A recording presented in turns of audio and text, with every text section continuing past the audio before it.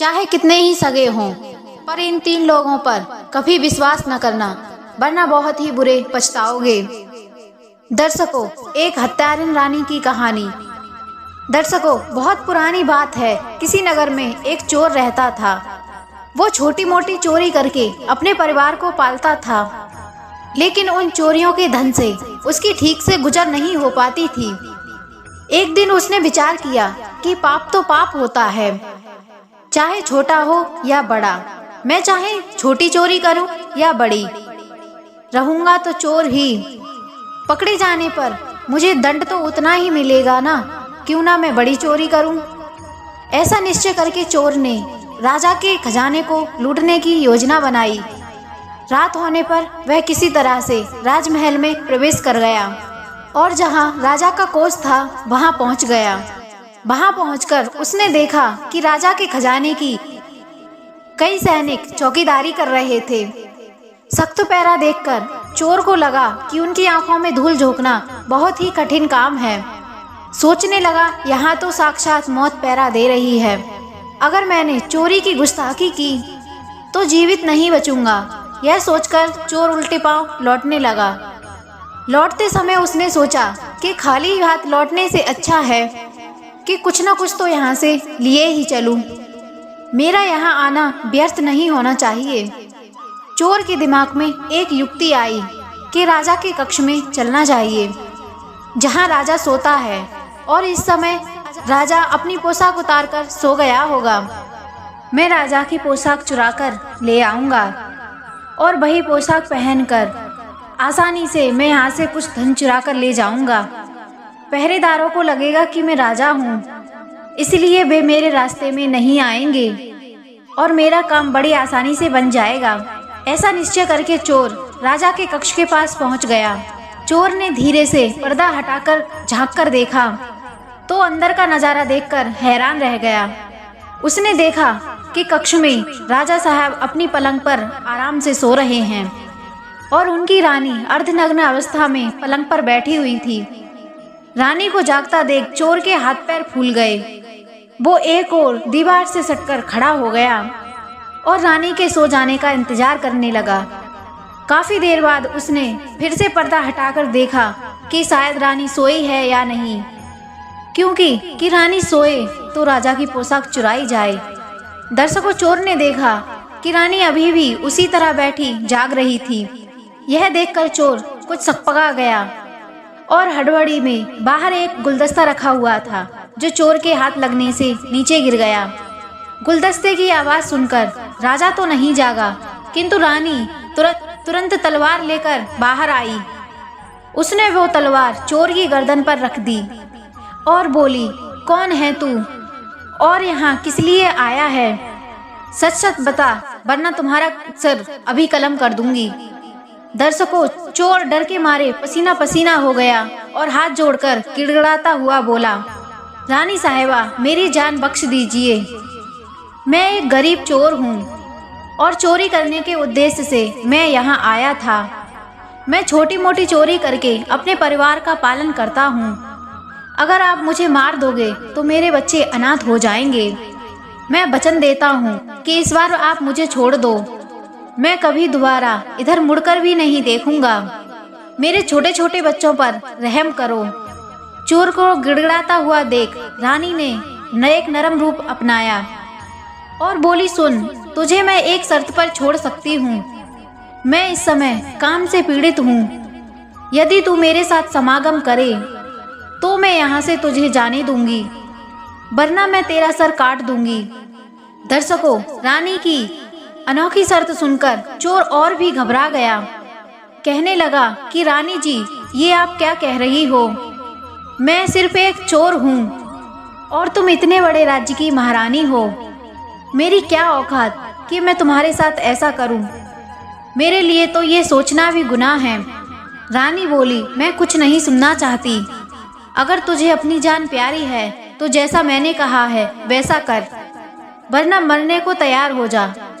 दर्शकों, रानी का ऐसा प्रस्ताव सुनकर चोर की जान हलक में अटक गई और सोचने लगा कि आज मैं बहुत बड़ी मुश्किल में फंस गया हूँ। यदि मैं रानी की बात नहीं मानता हूँ तो भी मारा जाऊंगा, और मानता हूँ तो भी मारा जाऊंगा। चोर बहुत बड़ी दुविधा में पड़ा था कि क्या करूं। आखिरकार उसने रानी के साथ समागम करने की बात स्वीकार कर ली और बोला, रानी साहिबा, मुझे 2 मिनट की मोहलत दे दो। मुझे बहुत जोर की लघु शंका लगी है। पहले मुझे लघु संख्या कराने दो, उसके बाद आप जो कहोगी मैं वैसा करने के लिए तैयार हूँ। रानी ने तुरंत तलवार के इशारे से पेशाब खाने को बता दिया। चोर चला गया और रानी वहीं खड़ी होकर उसके लौटने की प्रतीक्षा करने लगी। चोर ने इधर क्या किया, रानी से नजर बचाकर भागने लगा। भागते भागते वह जब द्वार पर पहुंचा तो जो द्वार का चौकीदार था तो उसने उसे चोर को पकड़ लिया। पहरेदार ने भी बड़े सख्त लहजे में उससे पूछताछ की। चोर डरा हुआ था। उसने पहरेदार को सारी बात सच सच बता दी कि वो एक चोर है और चोरी करने आया था, और रानी ने उसे पकड़ लिया। रानी ने उसे छोड़ने के बदले एक शर्त रखी थी कि वो उसके साथ समागम करे। पेशाब का बहाना बनाकर वो वहां से भाग आया है। चोर ने उसी तरह गिड़गिड़ाकर पहरेदार से भी छोड़ने का आग्रह किया। पहरेदार बोला, देख भाई, हम तुझे एक शर्त पर जाने दे सकते हैं, और वह शर्त ये है कि तुम्हें पुनः रानी के पास लौटकर जाना होगा और रानी से कहना होगा कि हम तुम्हारे साथ पुनः समागम करने के लिए तैयार हैं, किंतु उससे पहले अपने हाथ से तुम्हें राजा को मारना होगा। उसके बाद हम तुम्हें जाने देंगे।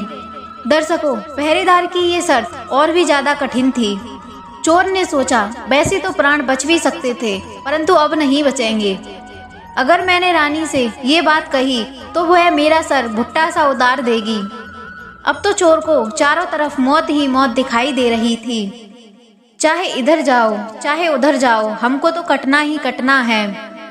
अब तो मजबूर होकर चोर पीछे को लौट गया और रानी के पास जाकर बोला, रानी साहिबा, हम तुम्हारे साथ समागम तो करेंगे, पर मुझे एक बात का डर है। अगर उस समय राजा साहब जाग गए तो ना तुम बचोगी ना मैं, और राजा साहब हम दोनों को मार डालेंगे।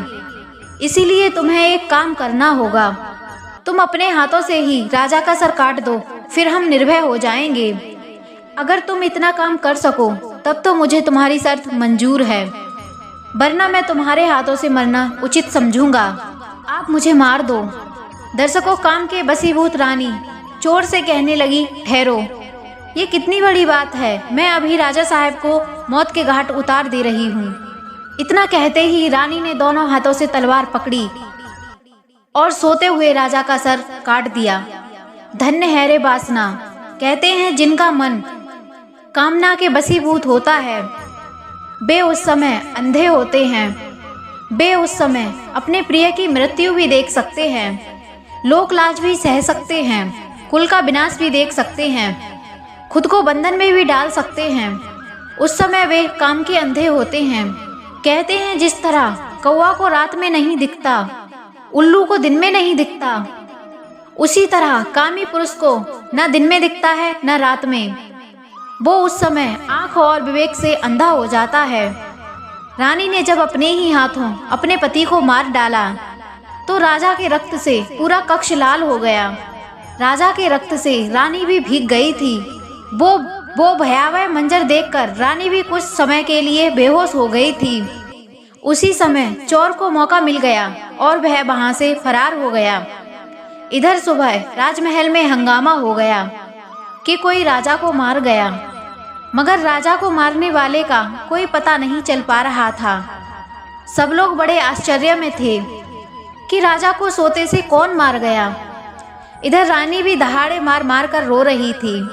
इस रहस्य को पूरे महल में केवल वह पहरेदार ही जानता था कि रानी या उस चोर में से किसी एक ने ही राजा को मारा है, परंतु उसने इस बात की चर्चा किसी से भी नहीं की। इधर राजा के अंतिम संस्कार की पूरी तैयारी हो चुकी थी। उधर रानी ने घोषणा की कि वह अपने राजा के साथ सती होना चाहती है। यह जानकर रानी पर किसी ने भी संदेह नहीं किया कि रानी यदि ऐसा करती तो राजा के साथ सती क्यों होती। दर्शकों, इधर रानी सब श्रृंगार करके राजा की चिता पर बैठ गई। राज्य के सभी अधिकारी कर्मचारी राजा की चिता पर एक एक लकड़ी रखते जाते थे और उन्हें नमन करके पीछे लौट जाते थे। इस तरह सबसे बाद में वो पहरेदार भी राजा की चिता पर लकड़ी रखने गया, जो इस रहस्य को जानता था। उसने धीरे से रानी के कान में कहा, महारानी, आप तो सती हो जाओगी, इतना तो बता दो कि आपने राजा को मारा था या उस चोर ने। दर्शकों, इतना सुनकर रानी चौंक गई। वो समझ गई कि इसका मतलब इस भेद को ये पहरेदार जानता है। रानी बोली कि सुन, राजा को ना तो मैंने मारा है और ना उस चोर ने। अगर तुझे ये जानना है कि राजा को किसने मारा है तो तू यहाँ से चला जा और नगर के बाहर उत्तर दिशा में एक कुटिया बनाकर एक बुढ़िया रहती है। वो बुढ़िया तुझे इस रहस्य को जरूर बता देगी। दर्शकों, पहरेदार को वो रहस्य जानना था, इसलिए अगले दिन सुबह ही वह रानी की बताई हुई जगह पर सुबह ही चला गया। जंगल में पहुंचते ही उसे एक कुटिया दिखाई दी, जिसमें बड़ी ही बुजुर्ग एक बुढ़िया रहती थी। पहरेदार ने उस बुढ़िया के पैर पकड़ लिए और बोला, माँ जी, मैं एक रहस्य जानने आया हूँ कि राजा की हत्या किसने की। तब बूढ़ी माँ कहती हैं, बूढ़ी माँ बहुत ही पहुंची थी। उन्होंने कहा कि बेटे, तुझे अगर ये रहस्य जानना है तो तुझे एक काम करना होगा। मेरी कुटिया के बाहर एक बकरा बंधा हुआ है, तू अपनी तलवार से उसका सर काट दे। सर कटते ही बकरे का धड़ वहीं गिर जाएगा और वो सर हवा में उड़ने लगेगा। तू उस बकरे के सर के कान पकड़कर लटक जाना। वो बकरे का सर तुझे जहाँ भी ले जाएगा, वहाँ पहुँचकर तुझे अपने सवालों के जवाब मिल जाएंगे और राजा को किसने मारा है। दर्शकों, अब तो पहरेदार ने वैसा ही किया। कुटिया के बाहर एक बकरा बंधा हुआ था। पहरेदार ने अपनी तलवार से उस बकरे का सर काट दिया।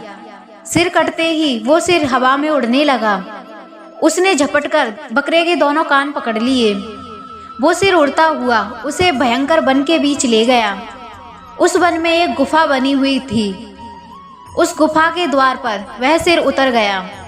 पहरेदार सोचने लगा कि इस वन में ना तो कोई मनुष्य मालूम पड़ रहा है, यहाँ भला कौन मुझे राजा की मौत का रहस्य बताएगा। वो गुफा के द्वार पर खड़ा खड़ा यही सोच रहा था। पर दर्शकों, आपको यह बता दें कि वह गुफा एक खूंखार राक्षस की थी। वो राक्षस अपनी बेटी के साथ उसी गुफा में रहता था।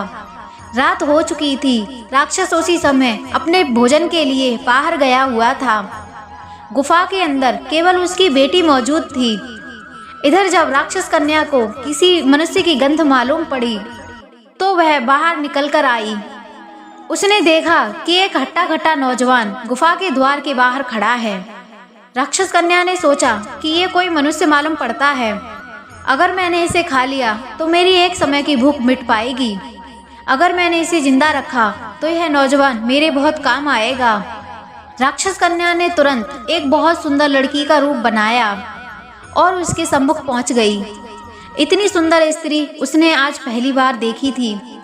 वो पहरेदार उसे देखते ही मुग्ध हो गया। लड़की भी उसे अपनाने के लिए आई थी। राक्षस कन्या उसे अपनी गुफा में बुलाकर ले गई और उसके साथ खूब मस्ती की।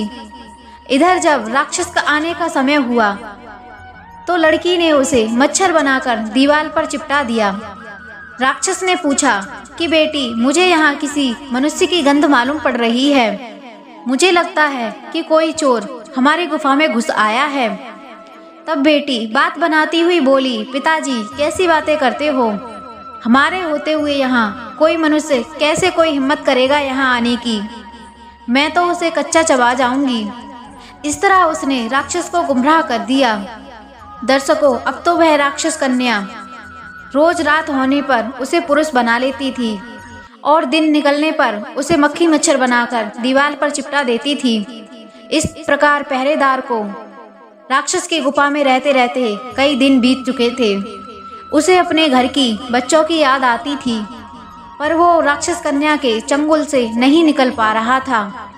एक दिन उसे मौका मिल गया। वह किसी तरह रात में वहां से निकल के भाग गया और भागते भागते कई दिनों के बाद वह अपने नगर पहुंच गया। अपने घर पहुँच के उसे बड़ी खुशी हुई। अपने बच्चों से मिलकर वह बहुत प्रसन्न हुआ। सोचने लगा कि अच्छा हुआ जो मैं वहाँ से चला आया। ना जाने कब तक वो अप्सरा मुझे मक्खी मच्छर बनाकर वहाँ रखती। दर्शकों, इस प्रकार पहरेदार को अपने घर पर रहते रहते काफ़ी वक्त गुजर गया। एक दिन उसे फिर उसी लड़की की याद आई। अब तो वह दिन रात उसी के ख्यालों में खोया रहता था। उसकी सुंदरता को याद करके उससे मिलने की इच्छा करता था। उसके बिना ना खाना अच्छा लगता था ना पीना। हर समय यही सोचता था कि अब न जाने उससे किस प्रकार मिलन हो।